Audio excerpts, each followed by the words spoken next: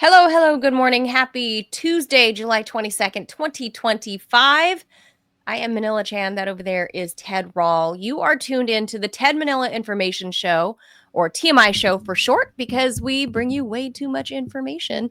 We're live Monday through Friday at 10 a.m. Eastern Time, so please be sure to hit the like and the subscribe button wherever you're consuming this content. And YouTubers, thank you so much for stepping up to the plate. We are just a few more subs away from being officially monetized. You guys can do us a great favor just by hitting that red subscribe button. It doesn't cost you anything, but it does a tremendous amount of help for us. So if you can please go ahead and hit that button, we can hopefully get this show cranking, and Ted and I can finally generate some income. Yep. And Robbie too, so please go ahead and do that. On today's show, we're gonna let Ted grind his axe.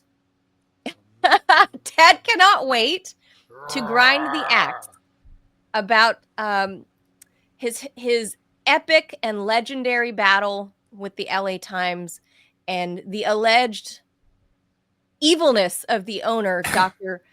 Patrick Soon-Shiong, billionaire medical doctor. He's not like a PhD doctor, and he's a doctor. How he's legit? He's the Dr. Fauci of the West Coast. Except even more malevolent. Yikes, man. So if you're new to the show, stay tuned. Ted will explain why he believes that Dr. Pat, as he's lovingly known, why Ted believes Dr. Pat is this evil creature of the medical world, and what's happening with the LA Times, because it's effectively going to die. So we'll tell you what happened. We thought the TMI Show, as of late next year, will be the only source of news available in Southern California. So you better subscribe now, because as soon as that happens, it's like every show is like $500. It's like take it or leave it. Only for Southern California. Everyone else gets it free. Yeah, so we're going to geo-target based on all of our platforms that we use. So if you're coming from LA, that's really all you're gonna have. Early adopters will be spared. That's right. Then we'll revisit a 46-year-old case that will not go away out where Ted lives in New York City, about Aton Pates. If you grew up in the US, you will know this story. If you're roughly middle-aged like me, you'll know this story, because this is the story of the little boy that basically shaped what the growing up in the 80s was like for kids like me. He shaped how we would be forewarned about stranger danger and all of this stuff, and still 45 years later, that myth, because it's kind of actually a myth, still exists. Usually stranger danger is not the most prevalent danger. Pretty much a myth. Yeah, it's a myth for children. We've actually discussed this before with I forget her name, the so-called worst mom in America. Because she's what's her name? What is her name?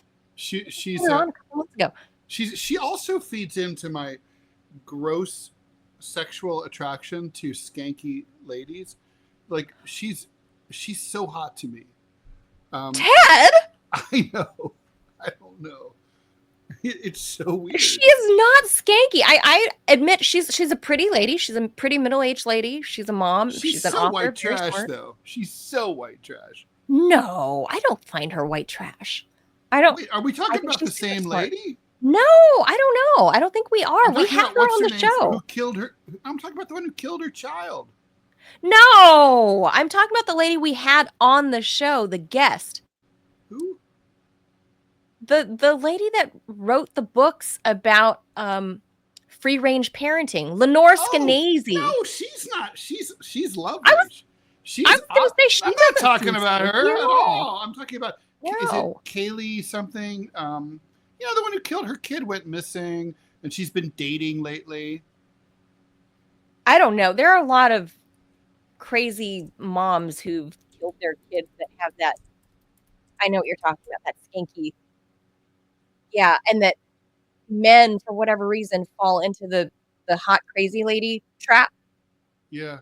There's a lot of So those. it's really funny. So, Lenore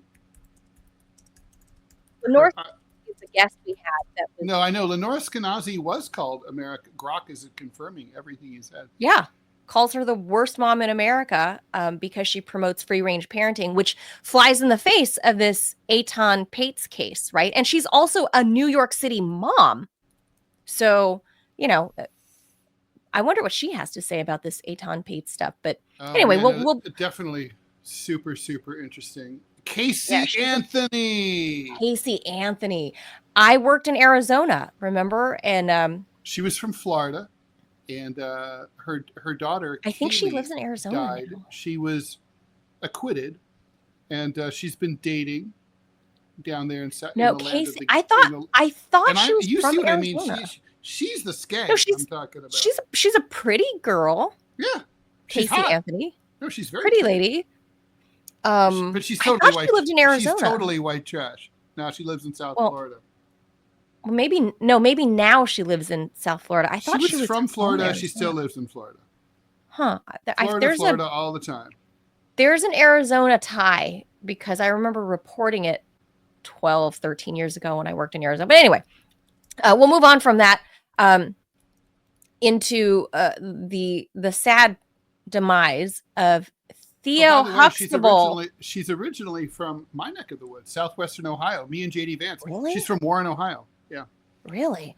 Well, Theo Huxtable, not Theo Huxtable, Malcolm Jamal Warner, he passed away. Mm-hmm. Apparently it was on Sunday, and the news broke yesterday in Costa Rica. At the same beach that a good friend of mine died at. The same way. Awful. Yeah, we'll talk. I'll talk about that. I have a personal connection. I've been there. To this. Oh, you've been to that beach? I've been to that beach. Yeah. I love Costa Rica. All right, save that. I want to hear all about that. Oh, I don't have anything to say about it other than I was. Well, you've been to the beach. Did you swim? Were there rip currents? Not really. I didn't know. You know how I feel about beaches and pollution. Swim? No. Why do you go to the beach? Because it's pretty and it's peaceful. The only reason to go to Costa, well, it's not that peaceful with all the tourists being swept out to sea. I don't have much to say about it other than I had a great time in Costa Rica and I watched some volcanoes erupt. So, but then we'll tell you about also not dangerous. What could happen? What? I stayed have never killed anyone. It was cool, and like I couldn't move. I think Manuel Antonio Park, I think is what it's called. I can't remember. It was many years ago, but it's like I was frozen and I couldn't relocate myself. I looked at it, I can still see it. Sounds like a dude who's half Puerto Rican, half Korean. I think that's what it was called. Manuel Antonio National Park, I think is what it's called. But anyway, I saw active volcano action. I could see how some people get killed by that because you're kind of like entranced by the eruption, like seeing the lava. It's bizarre. How does the entrancing kill you? Because then the lava comes down and kills you. No, you mean you want to get closer. Yeah, like haven't you heard of all these stories of the people that are actually hiking atop the volcano and then it starts spewing and they want to get closer, and they fall in? What happens? Oh my God. There are stories. Well, there's a scientific term for that. It's called tard.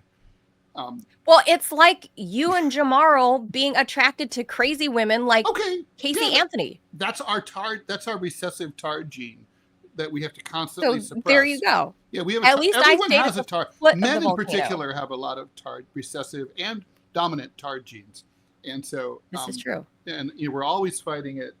So this is true. Seeing Casey Anthony and thinking, I'd tap that. Or Lorena Bobbitt. You guys, there's also you guys are right. Hot Colombian chick that cuts off peens. Like of course. That's a big asterisk, obviously. You guys like those. There are chicks that come with warning labels. You tell your therapist. So she's really great, but there's this one thing. There's always one thing. There's usually 25. Yeah. As a boy mom, I know. I'm mentally and emotionally preparing myself, so I get it. Yeah, you've already Now, seen the. speaking of tards, Yeah, go ahead. speaking of tards, President Trump is Right. pulling the U.S. out of UNESCO because why? UNESCO. Sometimes we're in, sometimes we're out, sometimes we're in again, sometimes we're out. I mean, who can keep Because track, really? why would we want to contribute to any kind of World Heritage anything? Nah, nah, it's Because bad. Merca. Um, America, fuck and you. also about Merca, if you want to come here and visit our UNESCO World Heritage sites, does that mean we lose our designation to those places, Ted, if we pull out? I don't know. I doubt it. I mean, it would seem to me like Would UNESCO still recognize our places, even I though we're don't no know. longer in the club? Manila, my food is here. I'm going to keep Oh, talking. I'll be right back. okay. Ted's gonna go get his food, his breakfast. Okay, so we'll tell you about the U.S. Now charging an entry fee for visas. It's $250. We'll give you all the details, who's involved, all of that stuff. I could see why Trump would want to do that, because a lot of people, like millions and millions and millions of people, apply to come to the U.S. as tourists. Obviously, apparently the DO or State Department rather has, I think last year, issued like 10 or 11 million non-immigrant visas. So basically it's tourist visas. So if you multiply that by $250 per visa, that's a lot of money. So I guess there's an opportunity for income stream there. So we'll tell you about that. Anyway, that is what is on the show. Ted is back. So I'm we'll back for a second. I'm going to have to run back and bring the stuff in. I have to buzz the dude into my building, which I just did, and now he's coming up the elevator, and then okay. then I'm going to have to give him a little tip. And then because this first story is obviously about the LA Times, so it's Ted's axe to grind. It is my axe to grind. I'm just a local LA native that grew up reading the paper, and maybe you could talk a little bit about while I go for a minute. It'll be a minute at most. Yeah, or 30 seconds. Well, I don't have an axe to grind. But talk about you don't have to axe to grind, but just sort of explain the power of the LA Times in the cultural firmament. I mean, fourth largest newspaper in the country, biggest newspaper in the state of California. Paper. Oh yeah. Goes back to the historic paper. 1880s. 1800s. Gold Rush era. All right, I'm going to go get my food. I'll be right back. All right, Ted's going to go get his food. I'm going to hit the Jaws. I'll do some reading about it reading to you about it, because I don't have the intense hatred for the LA Times that Ted has. It is the paper of record for us on the West Coast, the West Coasters. So let's get to that.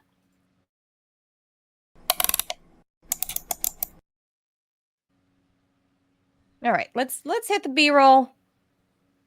Let's see if you guys can see this. Let's make sure. Okay, so that right there is the owner of the LA Times. He bought it not that long ago, less than 10 years ago. Patrick Soon-Shiong, billionaire MD.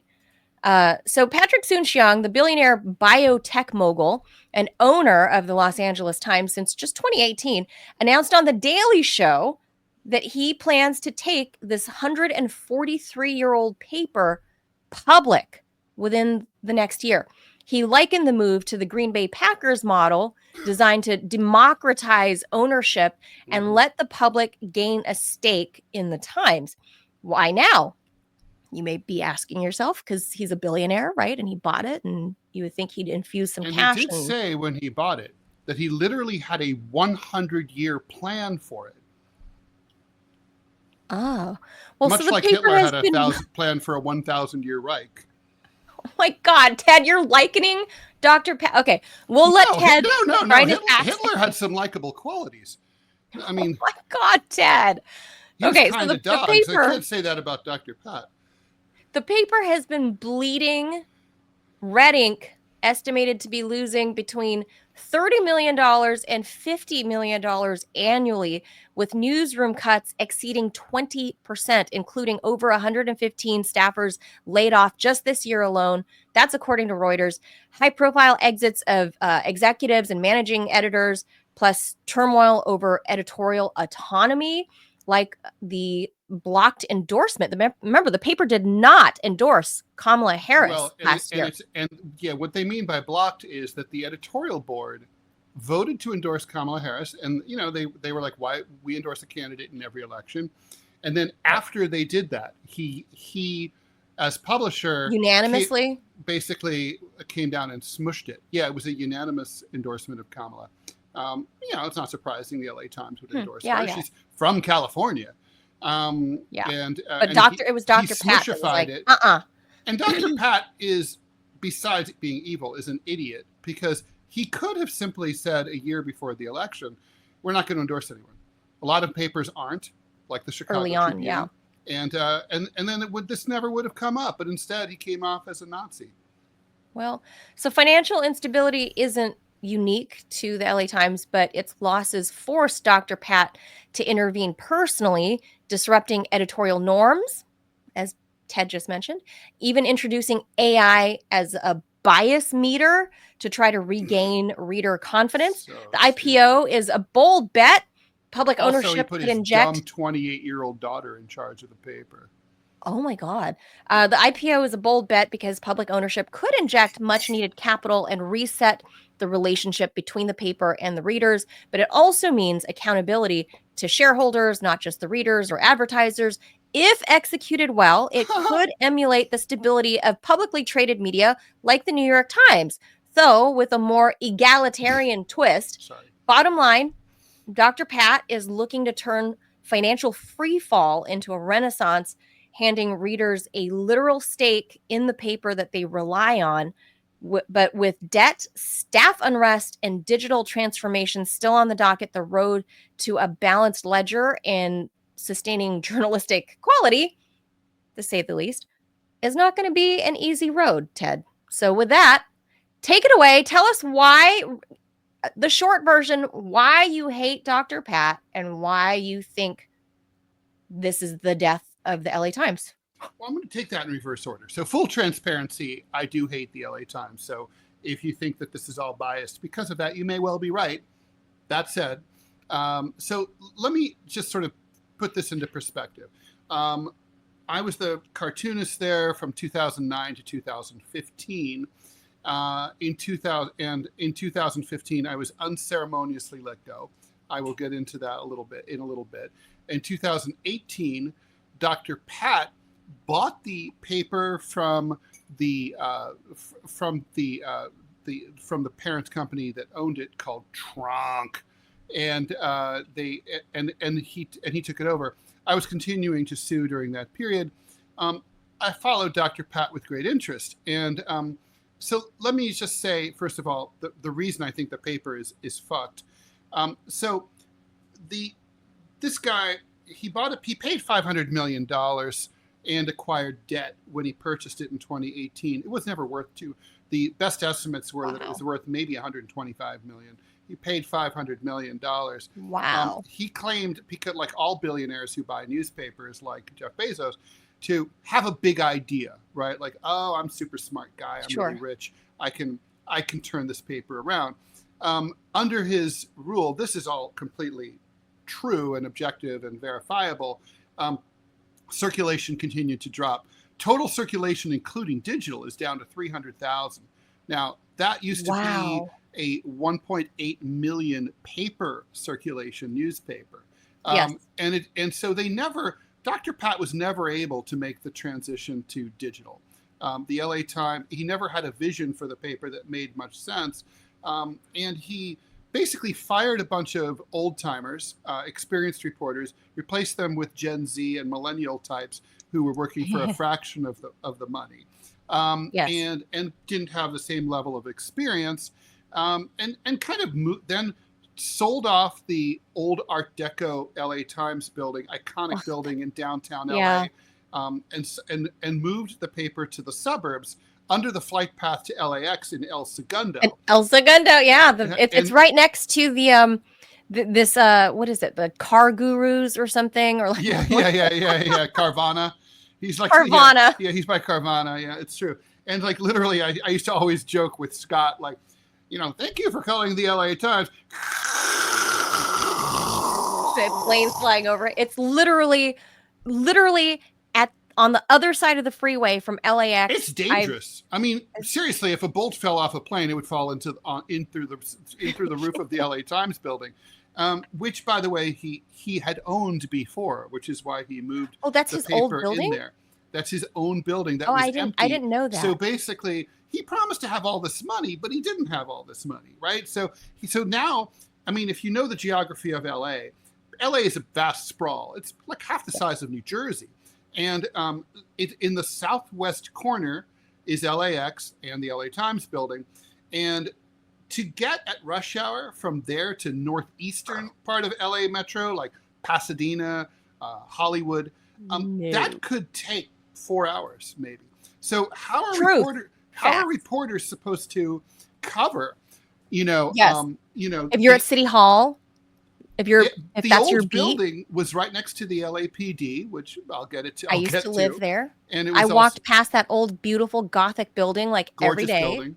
Beautiful old. It was like building. the Daily Planet. It had one of those big globes in the lobby. Yeah, totally. And it was anyway. So but that was a good location because even though it's still LA, nothing was, I'd say, more than an hour and a half away. You're at City Hall, you're at LAPD, you're at the train station. If you needed to get out to Santa Monica, you could. Plus, they had bureaus in all those. And all the protests always happen in downtown. Right. So you're going to cover protests. Right by the paper. Yeah. You can walk to it as a reporter. On your hands and knees. Yeah. No, it's right there. So anyway, that Dr. Pat bought this paper. He overpaid. And he didn't have a strategy. In my view, the vision of the LA Times, if it has a future, was to try to turn it into the national paper of entertainment. Like, what the Wall Street Journal is for finance, what the Washington Post is to politics. The LA Times could have been about the entertainment paper.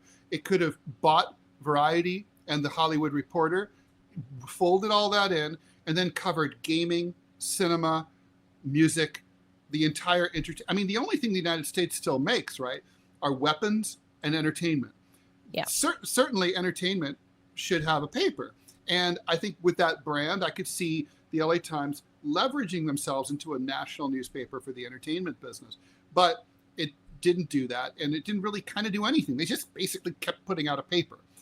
It's just our daily paper. They never figured out a digital strategy. The New York Times and the Wall Street Journal did figure out digital, and they make mistakes, but they figured it out. LA Times never did.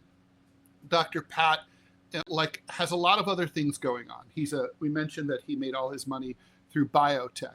Well, the reason I say that he's a sleazy motherfucker is because he's being sued 6 ways till Sunday by a bunch of people who basically have the receipts on him. He's a catch and kill guy. Most notorious example is there was a very successful, very high functioning, very affordable breast cancer treatment pill that breast cancer patients took. Dr. Pat had his own shitty version that was very expensive and that didn't work nearly as well. So what to do, right? Is it up your game and make your pill better? No. He acquired the rights to the good one and then forgot to file the renewal applications with the FDA, so it was no longer an approved med, so that breast cancer patients no longer had any other option than to take his overpriced, ineffectual pill. So he's killed thousands of breast cancer victims. He's gotten sued by the shareholders as well for the company that he forgot to file the FDA renewal applications. He's done this over and over and over. He's a doctor the way Dr. Fauci's a doctor. He doesn't practice. He's an entrepreneur born in South Africa. And he's basically brought some apartheid type mentality to the United States. My opinion is that his Nant Tech business is involved in so many sleazy, disreputable, and illegal activities that the real reason he purchased the LA Times was as insurance. Newspapers generate 90 to 95% of all original reporting. When you see something on TV, on the internet, on the radio, it was probably originally reported by a newspaper. And right. So knowing like that, shoe leather reporting as what it used to be. He purchased the two papers where his businesses are. He purchased the Union Tribune in San Diego, as well as the LA Times.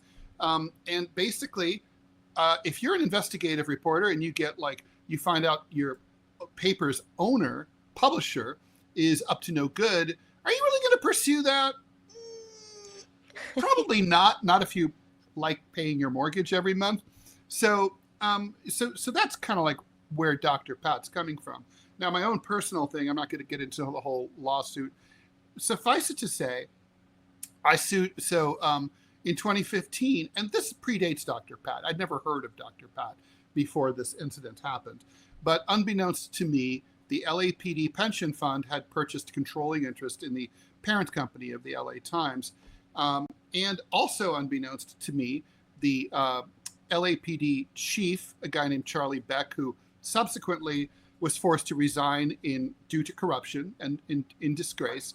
But Chief Beck, who then basically owned the LA Times, walked over to the then publisher at the LA Times, Austin Beutner, and said, Austin Beutner is a former mayoral candidate, also a billionaire. He made his money on the ashes of the former Soviet Union. And he basically was part of invested in enterprises that assassinated their rivals in the streets of Moscow under Yeltsin in the early 1990s. He's basically like Kaiser Sose of LA. And he wants to be basically the mayor of LA or the governor of California. He wants to buy his way into it. So anyway, he was installed by the LAPD to run the LA Times. Beck goes over to Beutner and says, fire Ted Rall and make shit up about him so he can never work again. This is all like in the court papers, and anybody who's curious about it can find all the details in a myriad of articles in The Guardian and all over the place on the internet. Just look up Ted Rall, LA Times lawsuit, you'll find stuff. And so this case went on, it dragged on for years. Ultimately, before dying during COVID, when the courts got fucked up and Gavin Newsom decided to put his thumb on the fucking scale. But this went all the way to the Supreme Court at one point. And then died, and ultimately I lost because, it's hard to beat a guy who has billions and billions of dollars and to pay for lawyers. But anyway, Dr. Pat, during all this, bought the paper. And when you buy the paper, you buy the lawsuits that come with it. Now, we rapidly learned that he had no intention whatsoever of making all the things right that had gone wrong under the previous regime. My lawyers were very clear, and so were the lawyers of the other people who had been wrongly fired by the LA Times. We all went to Dr. Pat's people and said, listen, we don't want any money. Like at this point, we know you didn't do any of this. This was the old regime. LAPD is gone. They don't own it anymore. All is forgiven. Thank you for taking over the paper. We just want to go back to work. And so you had hope. And we want a retraction. That's all. We were like, well, yeah, it's like a new regime. Like, what am I? I'm going to keep suing the guy who had nothing to do with it? I mean, okay. I mean, so seriously, we're reasonable people here. And just so you know, we're talking about like millions of dollars in settlements were discussed, right? Okay. Sure. So this is not a small amount of money. He had no interest in any of this. And basically, as we came to learn, he also has ties to the LAPD, which is basically a gang in Southern California. And true. And I can't even begin to tell you how many people are terrified, including like my lawyer. My lawyer was recommending when I came to court, he's like, don't drive. I'm like, what's going to happen if I drive? He goes, something bad could happen to you. You could be pulled over by the LAPD. I go, what are they going to do? Kill me? He goes, it's happened. It's like, and he's like, it's happened to my friends' clients. It's like, so he's like, just take Uber, just go stay in your hotel. Don't go out, try to travel only during the day, like that kind of thing. I mean, that's what the LAPD is like.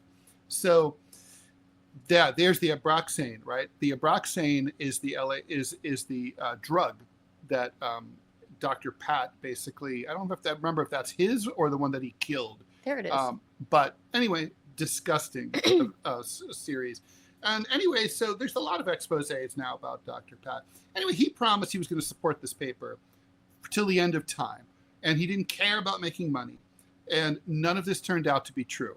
And so basically, right away, he started cutting back the newsroom, cutting staff, moving to a shitty office.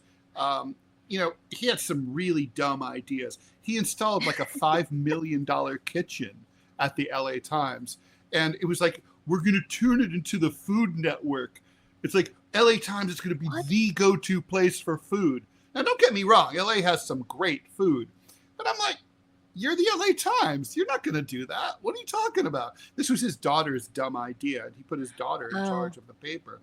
Anyway, it was one stupid move after another. His Gen Z daughter. After another. And nobody's reading the LA Times because A, It's boring, and B, it hasn't changed, and C, it's got this long history of corruption. I'm like just one of many, many stories. I mean, it goes back to like the 19-teens when they were coming out. They were a virulently anti-union and anti-Asian paper. And two anarchists literally blew up the LA Times. They bombed it, killed the night watchman, poor guy. And Clarence Darrow, of all the famous lawyer, defended them, and pretty much got one of them off the hook, not the other one.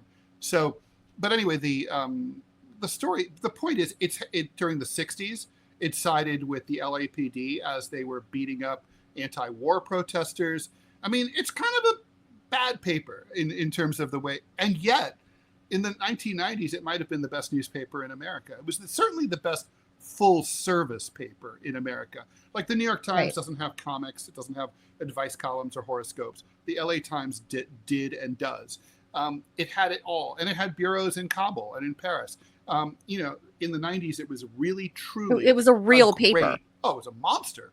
I mean, the Sunday edition, could hurt you if it fell on your I remember foot. the thump outside. Oh, yeah, no. Thump It's like, was that an earthquake or is it Sunday morning? Yeah. And it wasn't ever like a paper boy throwing out like the rolled up, on the Sunday edition.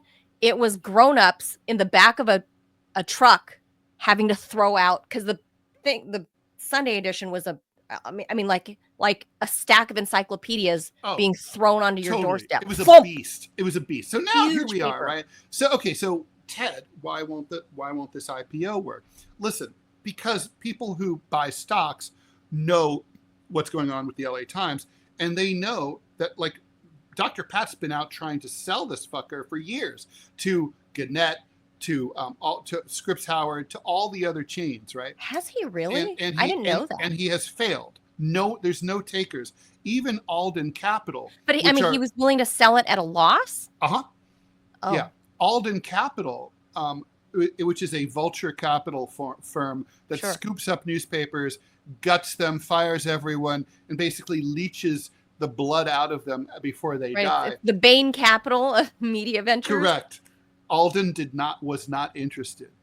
So, I mean, this is the fourth largest city in the country, right? Is the IPO, why do you think that's a bad idea? So, I mean, first of all, I don't know that it'll be a penny stock. How many people want to buy stock on it? It'd be penny stock, right? Like no one's going to buy it. I mean, it's not worth anything. It has no future, right? I mean, here's the thing, right? Like, even if you had someone who had like the Ted Rall vision of turning it into an entertainment rag, that ship has sailed. It's over. It's too late. People are now all on the internet looking at that kind of news. They don't need the LA Times for it anymore. They should have done that 15 years ago.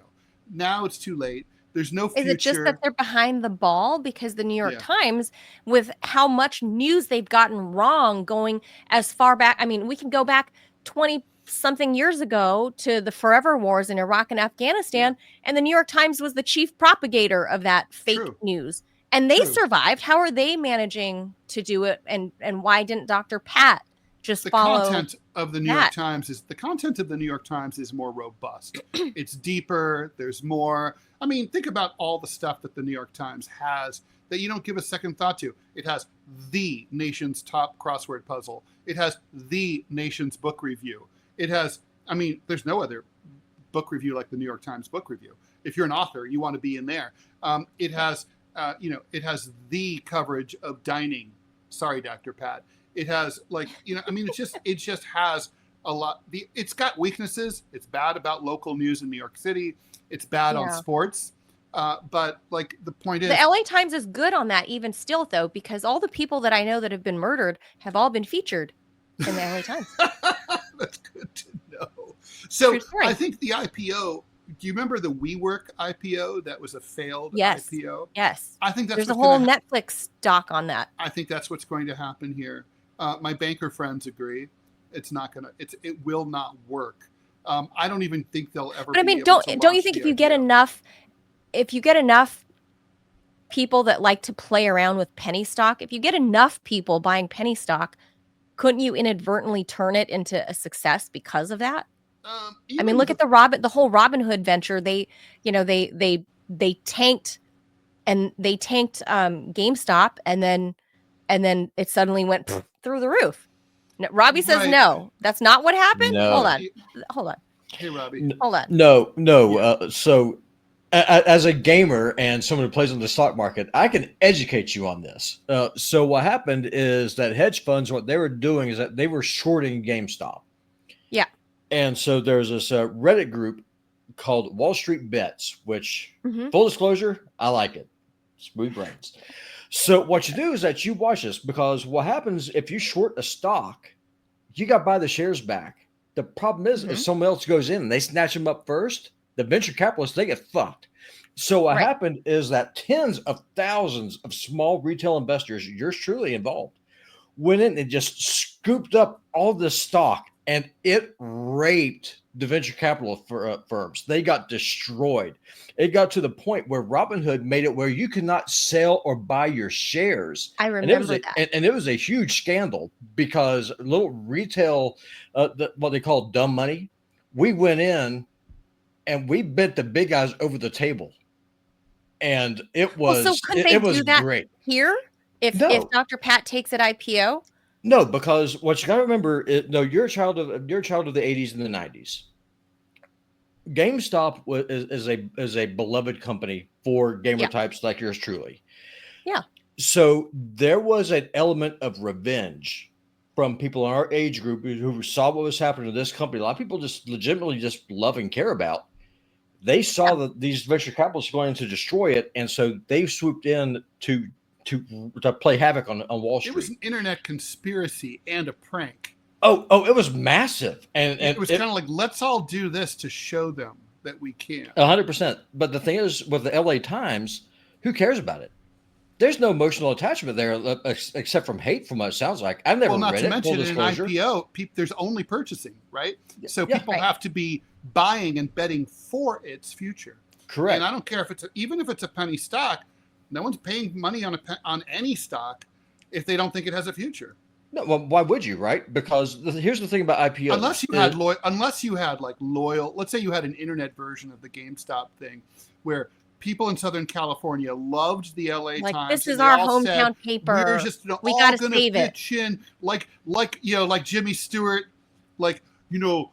where's your money? It's in Grandma Johnson's house. Yeah. It's in my anus. It's here. The whole reason why AMC, the movie theater still exists, is because of the small retail investors who went in, and the term is HODL, HODL. You grab onto it, you never sell. It doesn't matter how low it gets, you never freaking sell. And so you just lock up these shares. That's why AMC and GameStop. Yeah, that's why AMC and GameStop still exist. That's how French people are about real estate. If you inherit a house, you never sell it ever. The full disclosure, I own Rumble stock. And I don't care. I don't care if it goes down. You don't care what penny. happens to it. Yeah, it's mine. I'm never going to sell it. I will write it all the way down to zero, or I'll take it to the moon. It's one or the other. And that's just I don't think the LA reality. Times like elicits that kind of loyalty, But because now they've here's betrayed their readers many, many, many times. Yeah. Mine was just, in my case, I subpoenaed them. I know they got 35,000 subscription cancellations just over me. Think about all the other fuck ups that they did that caused. Angelinos are very like vengeful people. They don't like to be crossed. Let me tell you how to make this work. And Well, Donald Trump. That's how we got Richard Ramirez. Was the locals? I only mean that in the best possible way, by the way. Yeah. No, what you do? This is the best way. We gang up on people. That is the SoCal mentality, Ted. Yeah. I should have saved this to mention during the Eitan Pates conversation, but that is how the Richard Ramirez, the Night Stalker, was caught, because he was operating in my area, right? And I had the run-in with him in 1985. But anyway, he was caught because of vigilant neighbors, and the neighbors basically caught and detained him and like beat the shit out of him until the LAPD came. Right. So let me tell you how y'all can make this, how you can save the LA Times and solve the Dr. Pat problem. Have a hostile takeover, because he's going IPO. And so if it doesn't get aborted like WeWork. Right. So what you can do is just go in and just have some kind of a teaser in. If the share price gets to a certain price, we'll petition Donald Trump to send ICE to deport Dr. Pat. Finally, ICE is up to something good. Hear me. This is something that would work. I mean, hey, if you can cancel someone's green card who's an 80-year-old grandfather and deport him to Guatemala, why can't you deport? Who wasn't even accused of anything. No, yeah, but Dr. Pat's a billionaire. That doesn't happen. From South Africa, like Elon Musk.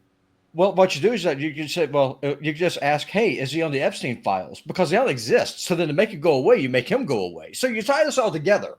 So you go with the nativism, and I will win y'all in this deportation thing between what's going on with you, Manila, with what you're going on, you with Dr. Pat, Ted. I will bring y'all Team Robbie. Deport every last one of them. Make America great again. I don't do that. I think we got to move on. Considering the state of America, I feel like ICE would be doing him a favor by kicking him out of this country. I didn't say. Hey, I did not say send him to South Africa. Okay. You get deported somewhere else. Trump is deporting people to South Sudan. No, they're going to South Sudan right now. Hey, South Sudan would be awesome. South Sudan. I mean, hey, they need medical doctors to treat the victims. True, I don't even know if he remembers how to use a stethoscope at this point. Doesn't matter. Send him to Gaza. Stick him in one of those little hospitals. Oh, I like that. Yeah, Israel can finish the problem. That doesn't happen to billionaires. You know that. That he's a billionaire. It's never going to happen. He's a billionaire. Nothing. It'll never happen. So, Robbie, I got to kick you off because we got to move on to the next stories. All right. So that is Ted's gripe with this, and he's wishing death on the LA Times. I'm neutral. I mean, I only have some memory of it as my childhood paper. Obviously, like that's just what everybody read in the 80s. I'm torn. So look, basically, it's a whore of Babylon, and it's been corrupt as shit for years. So there's that. Sure. On the other hand, a city like Los Angeles, a truly great and big city, deserves a newspaper and needs one. So if it's not the LA Times, honestly, it would probably be cheaper to start a new one from scratch. Right. So why not just do that one without the baggage of the LA Times? Ted, I think what Dr. Pat has abandoned, and having been an avid reader and growing up in LA, and like I said, that used to be our local paper. So you would find small sections about Whittier, about Glendale, about whatever. Yeah. And it also, I don't know at what point it stopped doing this, but it stopped serving as the local paper and took on a national scope, right? Rather than, I don't know if it's a Dr. Pat thing or just before. I mean, the LA Times doesn't really break news anymore on a national No, I agree. level. And I don't know when they made the transition from it having, like you said, LA is so big and so vast that really, I feel like at some point it abandoned its interest as a local paper, and then secondarily being a national interest paper. That should have been secondary to its first commitment. Should have been to the local community, and there's 12 million of us there, right? Yeah. That we should be able to support the paper, But at some point, we all just kind of abandoned it. And I would say, I don't know, I haven't received an LA Times subscription since a real paper, probably Well, I mean, at my honestly, I house think, since the 90s. honestly, So, and before we move on, I have like what I call the New Yorker rule for when it comes to print media. So if you really want to survive post the internet, your content has to be so essential that even people who hate the publication have to buy it and read it. I feel that way about the New Yorker. I despise everything about the New Yorker. I don't like the font. I don't like the layout. I don't like the cartoons. I don't like anything about it. I don't like the tone. I don't like the classism. I don't like the elitism. Nothing. But they offer interesting stuff. Important shit that if you want to be in the know, you have to read. So I read it. That's like that's the test, right? So the LA Times fails the New Yorker test. The New Yorker test is because it's like, if you live in the Southland, I would say in 1995, if you didn't read the LA Times, you were a fucking imbecile. But now, you didn't. Do you need to read it in 2025? Not at all. Not at all. Yeah. You're never going to go, George Clooney isn't going to go to a party with Suma and say Huma. Huma. I always confuse. No, not Huma. That's Huma Abedin. That's right. His wife is Amal. Amal, sorry. He's just not going to show up with little skinny Amal and say, at a party in Brentwood and have anybody say, hey, George, did you see that thing in the LA Times? That's not going to happen. I know. So you don't need to read it. And I think in the end, that's it. That's why they're fucked. All right, let's move on. There you go. On May 25th, 1979, 6-year-old Etan Pates vanished from Soho here in Manhattan en route to his school bus, alone for the very first time in his life. His disappearance ignited the missing child movement, put his face on milk cartons nationwide. They never found his body, but he was declared dead in 2001 legally. In 2012, Pedro Hernandez, at the time he was 51 years old, a former bodega clerk, for people who don't know what that is, that's a small convenience grocery store, working near Etan's bus stop, confessed after hours of interrogation to luring Etan into a basement of a building with a soda and then strangling him and disposing of his body in a plastic bag inside of a box and left it on the curb where the trash picked it up. No physical evidence has ever tied him to the crime, however. He was put on trial in 2015. The jury was hung and didn't convict. They retried him in 2017, which in my opinion should not be allowed. And then he was convicted of second-degree murder and first-degree kidnapping and sentenced to 25 years to life. But on July 21st, that be yesterday, a 3-judge panel of the Second U.S. Circuit Court of Appeals here in New York City overturned that conviction. They said that the trial judge gave wrong jury instructions when asked to disregard Hernandez's videotaped confessions made after he received his Miranda warnings if his initial unwarned confession was involuntary. The court deemed this manifestly prejudicial and ordered another new trial or for Hernandez to be released. Can you imagine a third trial on the same count, if not retried within a reasonable time frame?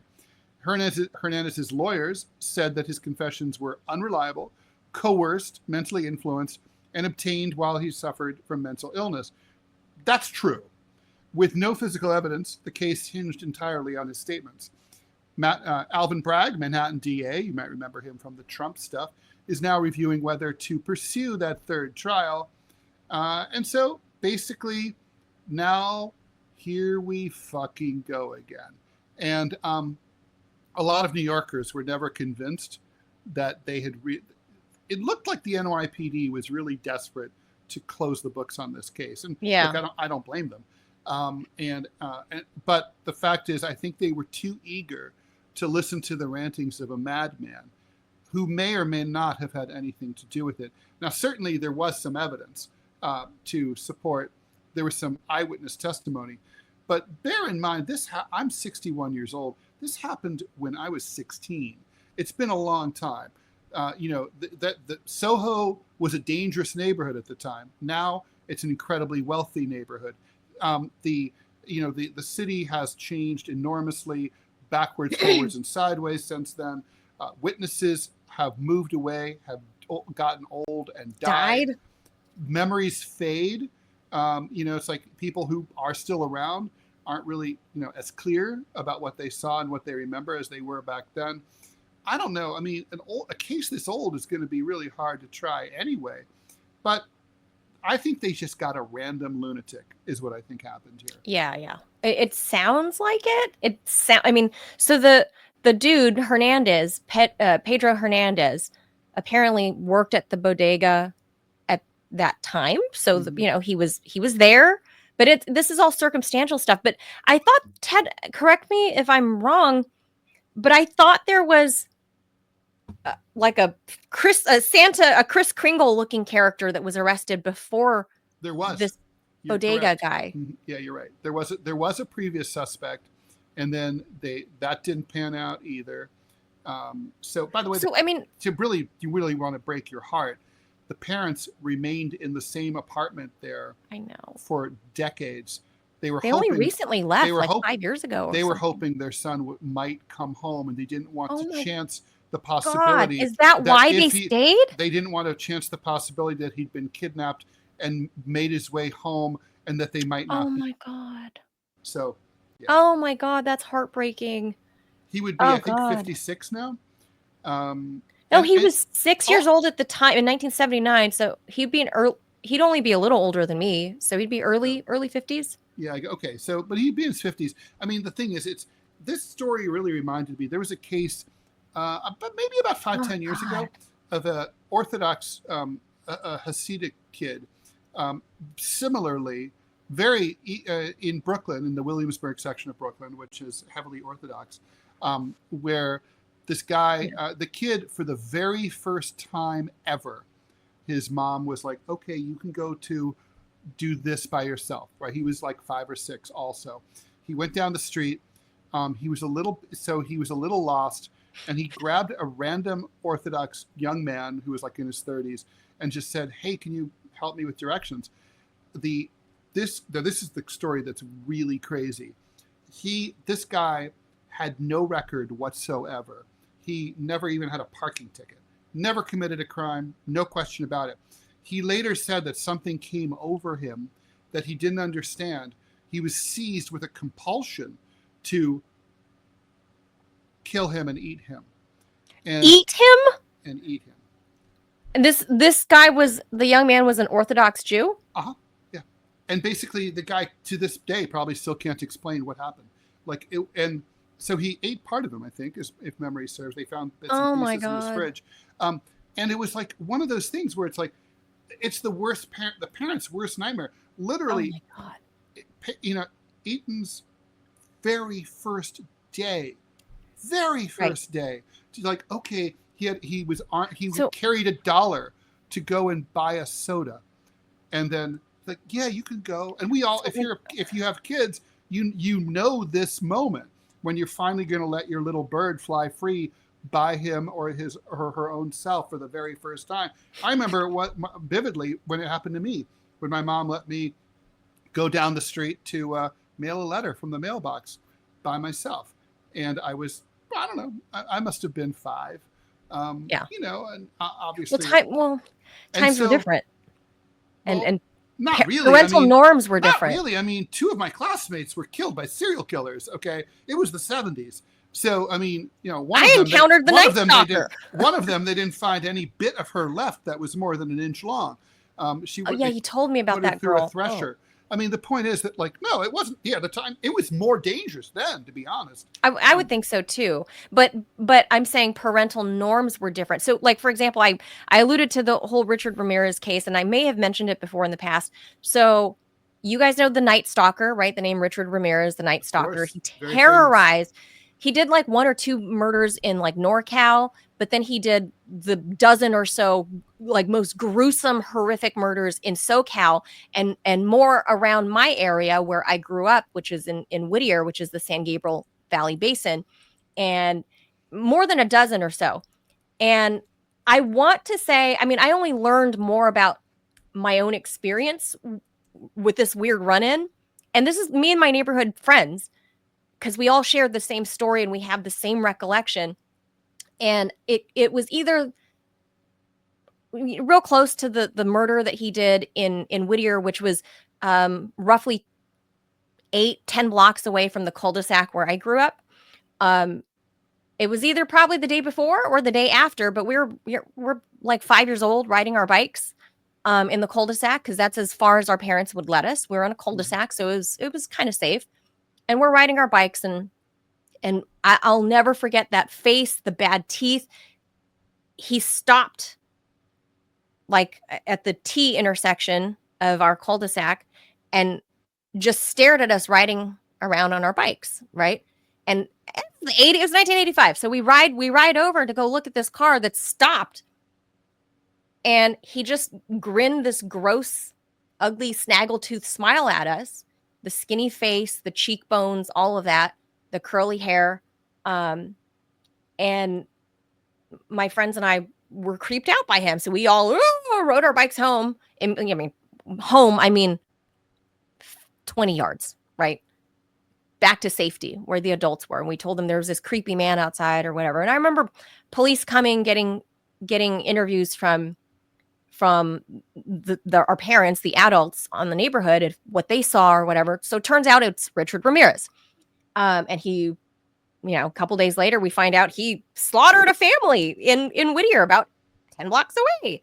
And he's the guy responsible for all these gruesome, horrible, satanic murders all over the San Gabriel Valley, and primarily Asian Americans. He was primarily seriously chilling, Manila. He was targeting Asian Americans primarily. There were maybe 1 or 2 white people sprinkled in, 1 or 2 Latinos, and I think he was convicted of like 16, 18 murders or something like that. And but the majority of them, there probably were more. There must have been others, maybe were Asian.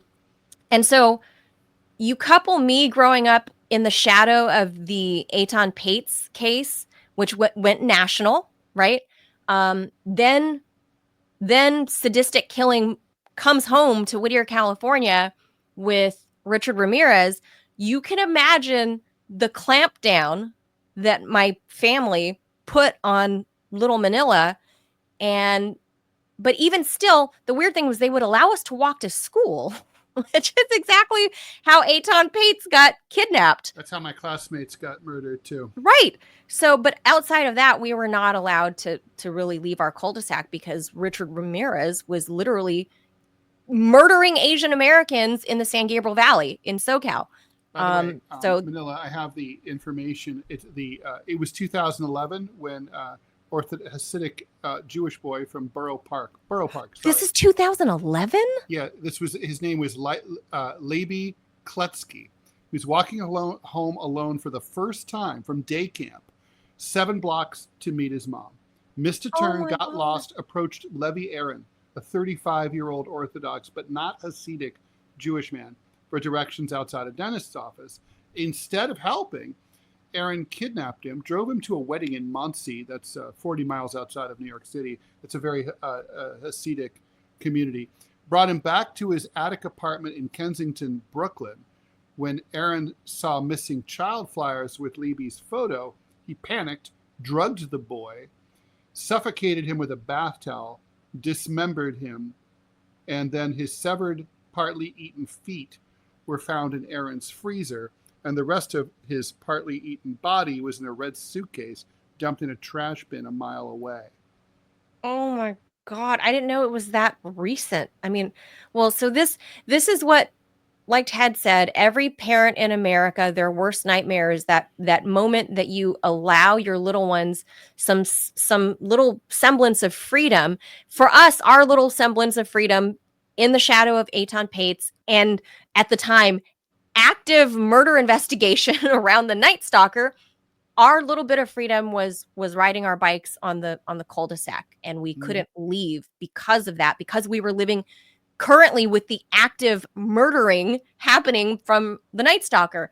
And after that, though, of course, what can you do, Ted, when you're a parent? What can you do? Because at some point, your kids need to have some autonomy to grow. And there's inherent risk with living in this world. Like you can't eliminate all risk. There's cameras everywhere now. So, I mean, yes, that doesn't prevent necessarily the horrific kidnapping or whatever of children. Maybe it could help it could aid in finding the people that did it, but that doesn't change the fact that your kid has been snatched and eaten, right? Like that doesn't change that. But this is how we have arrived at millennial parenting, doing the helicopter parenting, right? Mm-hmm. Where you're just constantly hovering over your kid. And then you've now created a whole generation of kids that cannot function independent from you. So how do you balance that, right? When you hear of these awful the stories. bottom line is, look, here's the thing. It's like we were talking about. The fact is that life is full of risk. And you get on a plane. Could that plane crash? Sure. I mean, look at the Air India plane. Looks like the pilot committed suicide, right? He looks like the pilot killed the power and then cut the gas. And like, the co-pilot's like, what the hell are you doing? And he was apparently very calm. So, I mean, you could have a psycho pilot. You get hit by a car. Anything can happen. I know. And you just have to, unfortunately, though, that's just the risk of being alive. I mean, that's all. I mean, there's no guarantee ever. We should move on. Malcolm Jamal Warner, the actor who rose to fame as a teenager who played Theo Huxtable on the Cosby Show, died in Costa Rica at the age of 54. He drowned while swimming at a beach on the Caribbean coast of Costa Rica near Limon, according to the country's Judicial Investigation Department.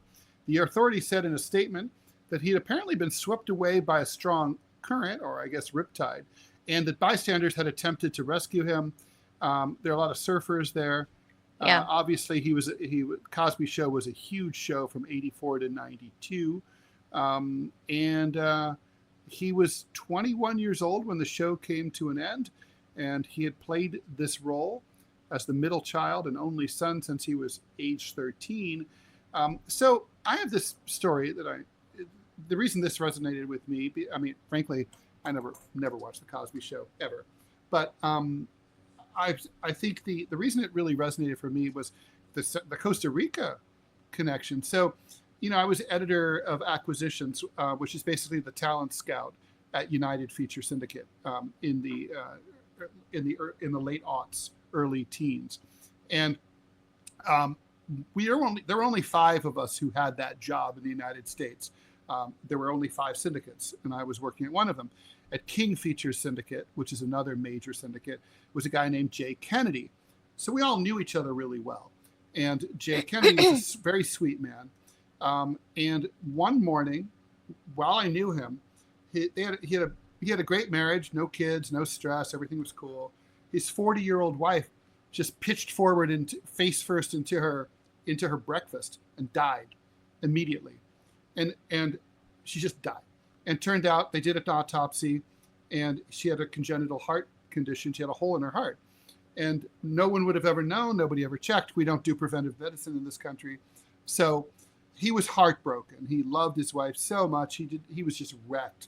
And the news got out, and his high school sweetheart reached out to him. They reconnected. They fell in love again, got married, and they went to Limon, Panama for the honeymoon. And on his very first day at the beach, Costa Rica, he goes out for a little swim, pulled out to sea by a riptide, never to be seen again. And as everybody's watching and trying to get to him. And it was almost like God decided that Jay was not allowed to be happy. It's like, it was just like, what a tragic story. Like Malcolm Jamal Warner, like just what a sad ending. There you are on vacation trying to relax. It's a horrible way to go. I mean, I don't know about you. I hope his family didn't, like his children. I've been trapped in a rip current in Martha's Vineyard. And I did know what to do. You're supposed to swim parallel to shore. Parallel, yeah. And I did. I mean, seriously, I did it. That's why I'm here. and you keep getting pulled No. out. I stopped going out into the ocean. I told you, after what I thought was a jellyfish that was going to sting me was an open, dirty diaper, a poopy, open, dirty diaper, as I laid on my board. As I laid on my board, like 20, 30 yards out from shore, I'm just, and then the water lapping on my face. And then I was like, oh, shit. Right. Maybe a great white shark that was trying to kill you would have choked on the diaper. Not a jelly. Open, poopy diaper floated right by my face. And after that, I thought maybe, I don't want kids. I saw syringes in the surf at Coney Island. And I'm not coming out anymore. I'm not doing the surfing. I'm not doing this. I'm not doing it. I hear you. And so after that, I've stayed away because I was just thinking, I know it's dumb because like the ecology of the ocean doesn't work that way. So I know you guys are going to tell me I'm retarded for thinking that, but I know like the ocean is somewhat self-cleaning and self-sustaining. And so one dirty diaper near my face was not going to kill me. It's not like a dirty diaper in a pool or somebody, mass amounts of poop in a pool. So I know it's not like that. I know that, but that's not how, being grossed out works. So it grossed me out enough that I would, after, I don't know, age 16 or 17 that this happened, I just stopped going way out into the ocean. I only go out to maybe my hip at most. So, no, I've never been caught in a riptide, but having grown up in a coastal community or coastal area, you're pretty much always taught to how to deal with that. So it's like instinct. But very sad to hear this news because everybody loved Theo. Everybody loved Theo Huxtable. And Ted, I just gotta show this. I don't know if Malcolm Jamal Warner stayed in touch with Bill Cosby, but Bill Cosby, after all his legal drama, spoke out about, giving condolences to the local, I don't know who this is, NBC or whatever in Philly, because I think Bill Cosby has a home like outside of Philly somewhere. So he spoke to the local affiliate by phone. I'm not sure that if I was Malcolm, that I would want Bill Cosby speaking out about me. Just like looking down from heaven going, no, not Bill. Don't get a quote from Bill. Like, well, I'm sure Bill didn't have anything bad to say, right? No, but I just wouldn't want to, after Bill Cosby's whole drugging everyone and molesting and raping everybody. Yeah, I'm not sure that I would want that to continue after I passed away. Just saying. I hear that. President Trump is pulling the U.S. out of UNESCO, which is the UN Educational, Scientific, and Cultural Organization. He ordered a review of America in UNESCO back in February, saying that he was looking in particular for anti-Semitism or anti-Israel sentiment within the organization, as if they were the same thing. So after their review, the Trump's people said that they were pissed off about DEI, as well as their pro-Palestinian and pro-China bias, according to the White House.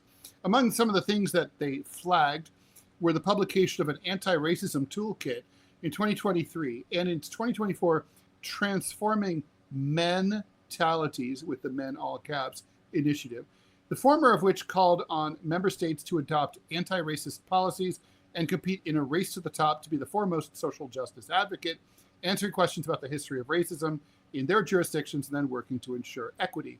The Mentalities Initiative published a report highlighting the organization's work in India, aimed at reshaping how men think about gender issues, especially harmful gender norms. Having spent a lot of time in India, frankly, that sounds like a pretty good idea. The men there really could use some re-education about women. But anyway, meanwhile, UNESCO used its board to force through anti-Israel and anti-Jewish actions, according to Trump. Examples would include designating Jewish holy sites as Palestinian World Heritage sites.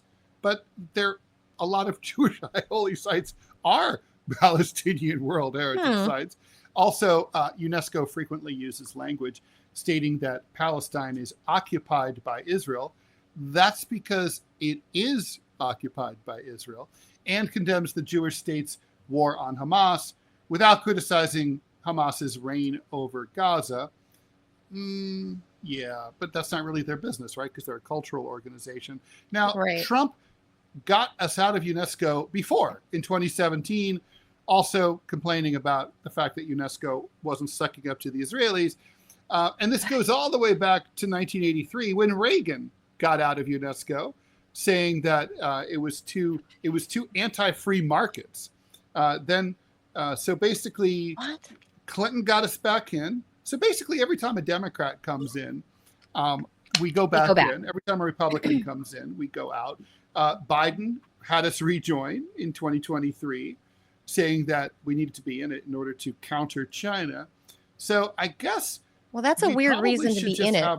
We should probably just have a halvesies membership. Like maybe we can just have an Airbnb, like partial membership. Yeah, like. Like UNESCO can do like ranks of you could be like gold level, platinum level. Right. It's like a GED compared to a real high school degree or something. Like we could have an Airbnb next to the UNESCO headquarters. Like not a good Airbnb, like sort of the kind that like they didn't really clean it that well. There's still hairs in the tub. That kind of membership. Is there a fee to join to get your property into UNESCO? Is there? I don't know. I mean, I'm trying to understand the like. Well, we must pay, right? I mean, the member states. I feel like we should pay. Yeah, like you have to pay to contribute. I don't know. Just I feel like it would be a good cause, because we're part of the world and. There are things you want to preserve about history. Sure.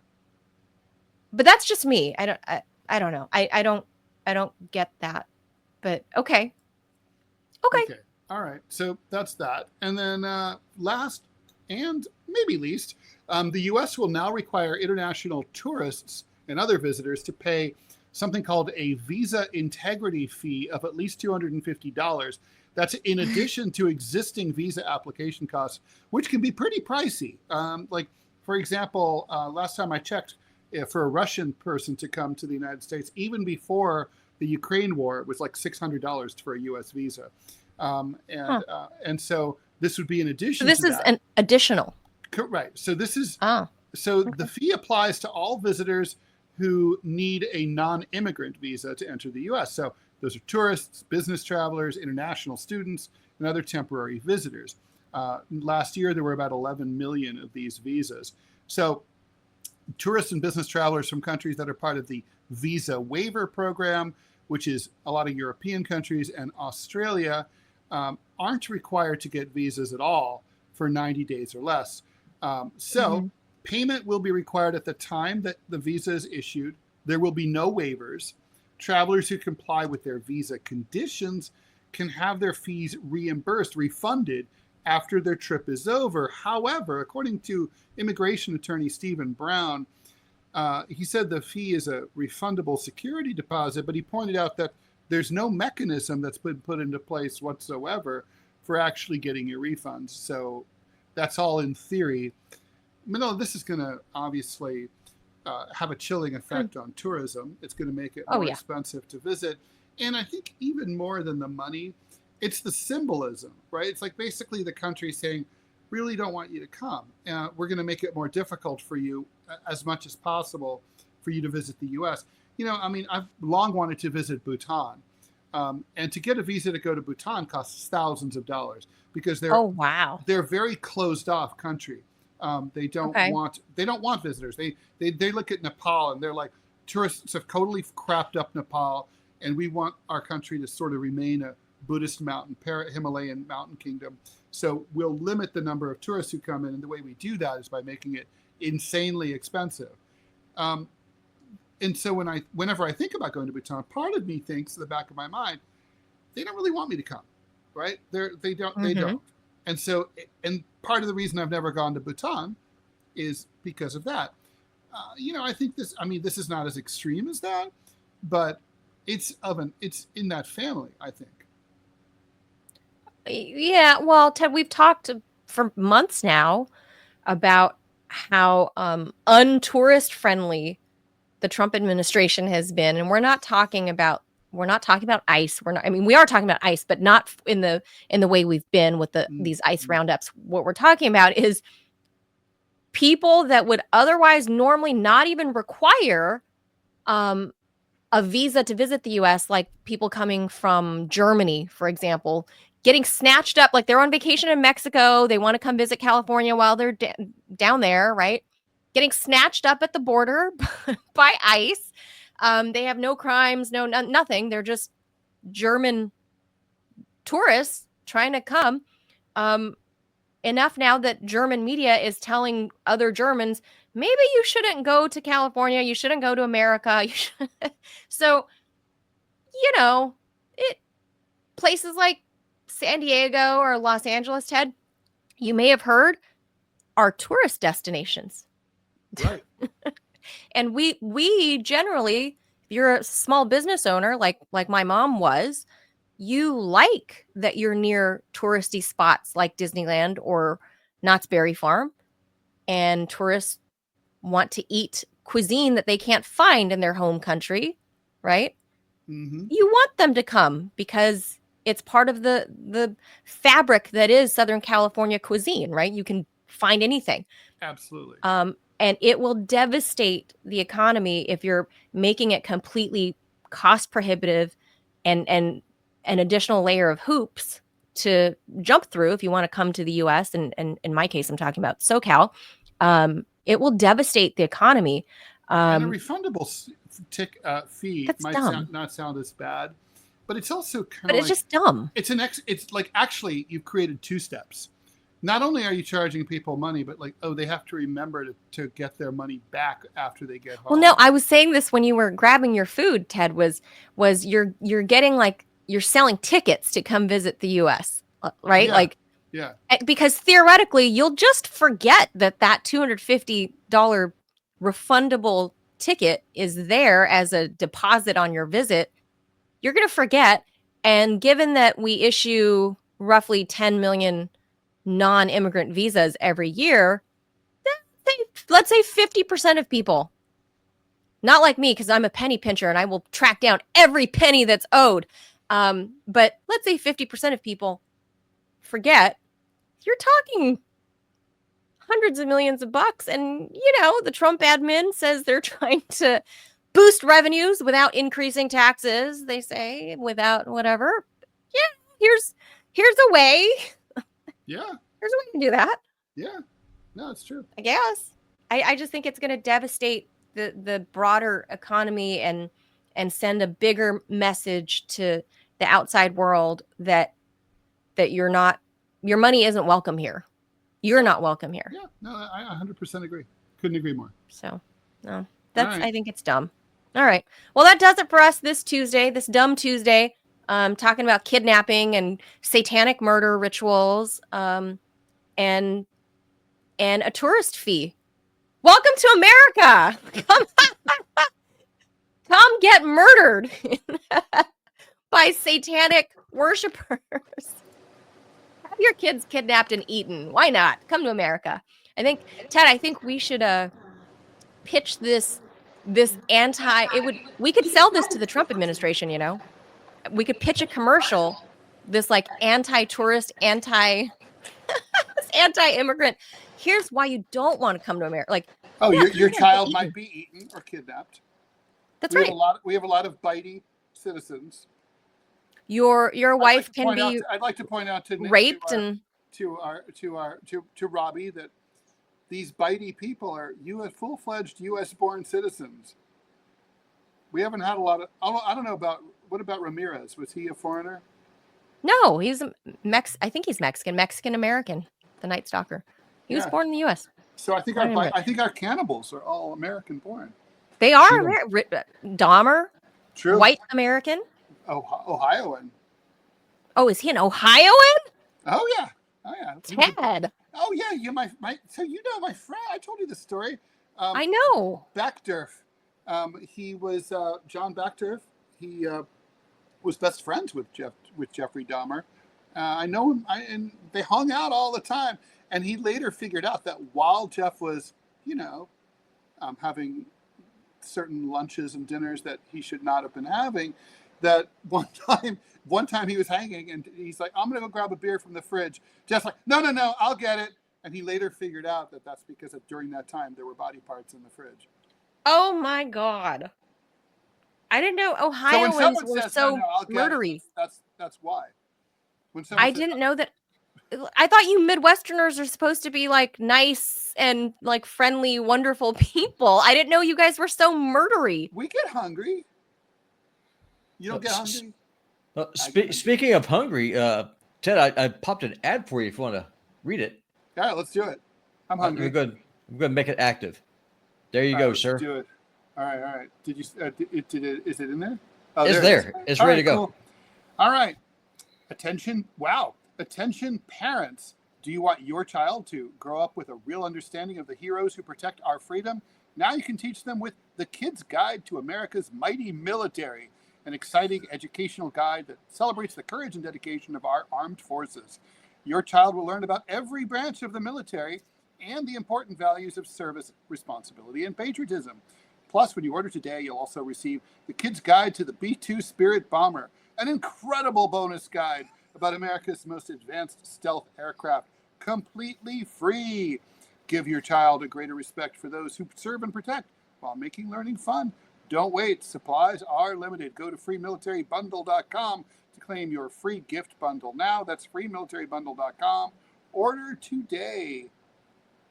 All right. Thank you to our sponsor today. Ted, do you think we got that sponsorship because we were talking about children being kidnapped and eaten?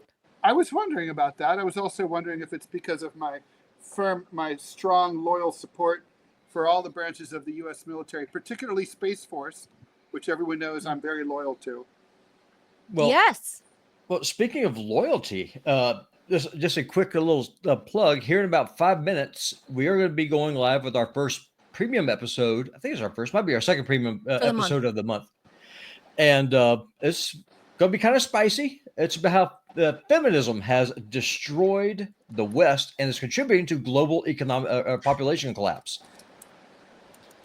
And I wasn't there for it because the one uterus lady possessor of the show had to go deal with some other uteri people in my family. So you snooze, you lose. it was. So stay tuned. It really, really was a good reason to subscribe to Rumble Premium. It's a very good exchange, and we're gonna have more of them. By the way, guys, we need to. Yeah, we gotta like crank these out before the end of the month. So please stay tuned for that. All jokes and clickbait aside, it really was a very good conversation, and I do encourage y'all to watch it. Okay. Yes, please stay tuned for the TMI premium episode. Anyone that has premium access, it'll be there. So stay tuned if you guys can. All right. Thank you guys for tuning in. We'll be back tomorrow at 10 a.m. Eastern time. Adios, amigos. Thanks for being here. Stay hungry. Don't eat children. Bye.